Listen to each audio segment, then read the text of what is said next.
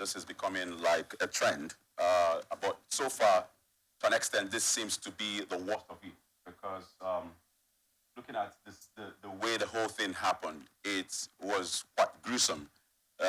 They didn't even have stand. There was no chance to have escaped.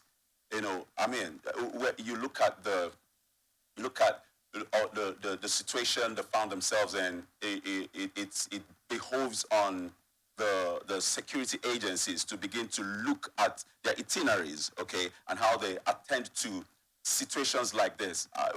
What would you say could have been the remedy to have avoided this kind of incidents? Well, the remedy is simple. The remedy is that, you know, the security agencies are funded and they have a responsibility to protect lives and properties. And where the security agencies itself cannot even protect their own lives, it tells you that there's a security deficit.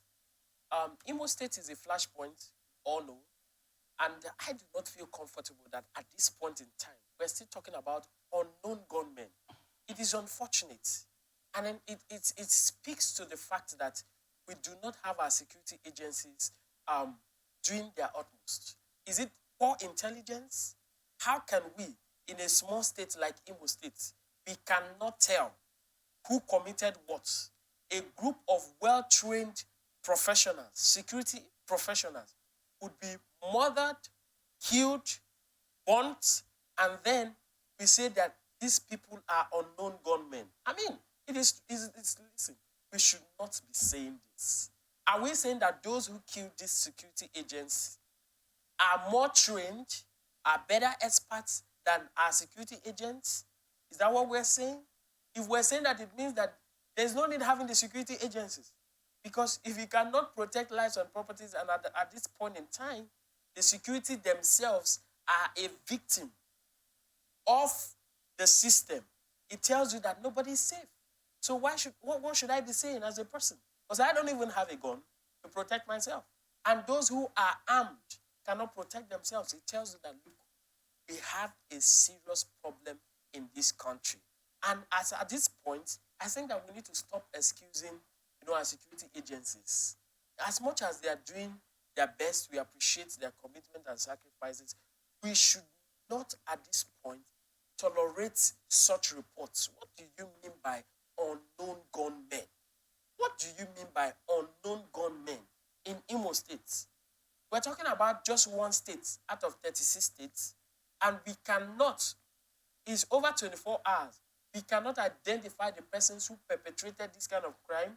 How armed were they? How sophisticated were they to ambush the Nigerian army? In fact, a joint security team. How armed were they to ambush this team? If we are, at this point in time, saying that these people are unknown gunmen, and this has been a repeated trend, it means that we're saying that there are a group of militias in this country or in Imo State that are more trained, more sophisticated, more funded, and more expertly than the Nigerian army that is in Imo State. And to say that is to say that we are not safe at any point in time. And I'm wondering what ordinary citizens within the neighborhood of where this thing happened will be feeling. I mean, I'm beginning to think, do they even have a police station around there? Because if security agents well armed would be ambushed and conquered, it means that the population within that neighborhood itself are not safe. And how now, speaking of the neighborhood, I just read in the news this morning that as we speak, I said yesterday, the soldiers has invaded these communities, allegedly destroying properties, and some are running for their lives as we speak. That has always been the trend. Exactly. So now, we all know that you don't kill a soldier and they'll just pretend like that's okay. Again, I want to draw an inference right now. How did we get here? Nnamdi Kanu demanding for cessation and all of that. It was a joke until his army grew. And then one thing led to the other, he was picked up. released and he ran away, escaped for his life, like he said, because of an invasion too.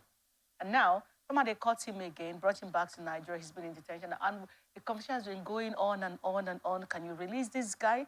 Let's see how this can help. He has even handwritten later to say, oh, which has helped to quell the sit at home to a large extent right now. But this rising trend of attacking security agents in Anambra in the name of land grabbing, that happened 2 days ago. And we're talking about Imo State. 2 days ago, the Nigerian police joint task force killed some people in Enugu State that they were three sit at home. In Abia State, they did the same thing, that they invaded their whatever they were, and it was in the name of sit at home. Now, all of this is like a new phase of violence. This is what you're seeing right now. It's not like what is playing out in Himembano in Imo State, where the soldiers invaded, and who knows, many more that will be coming up. All of this as it is right now, the governor is vowing to fish out the security operatives. Is he aware that soldiers are already invading communities and that innocent people are paying for a crime they don't even know who committed? It's been the trend.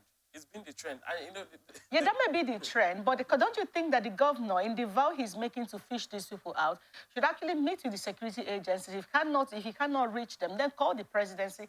I honestly don't think that people should be paying for a crime they didn't commit. Yes, we are sad. It is an insult to us collectively as Nigerians that this would happen to a soldier. But again, don't you think the governor should, knowing you and I know that this is what will happen, it will prevent it? Don't you think the governor should not just say, I'm going to fish them out? We don't know how many he had fished out prior to this time, but at least to ensure that what is going on in a human banner doesn't happen. I totally agree with you. That the governor is the chief security officer of Imo State, and he should be concerned about the citizens.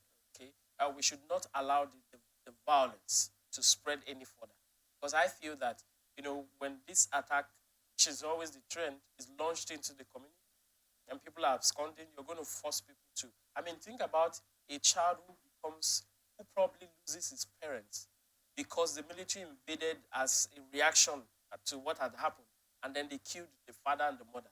That child grows up having that body to retaliate, and that's how you have people over time.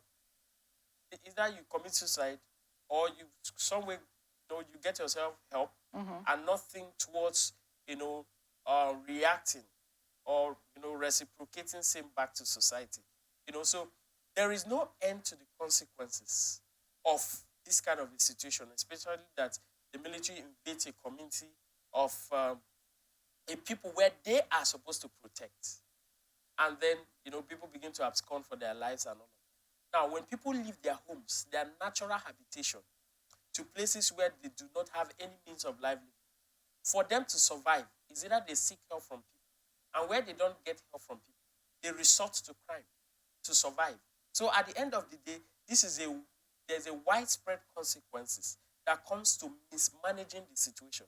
So I totally agree that the governor of Imo State must have to put his eye on the ground and ensure that the military does not retaliate and take a toll on the citizens.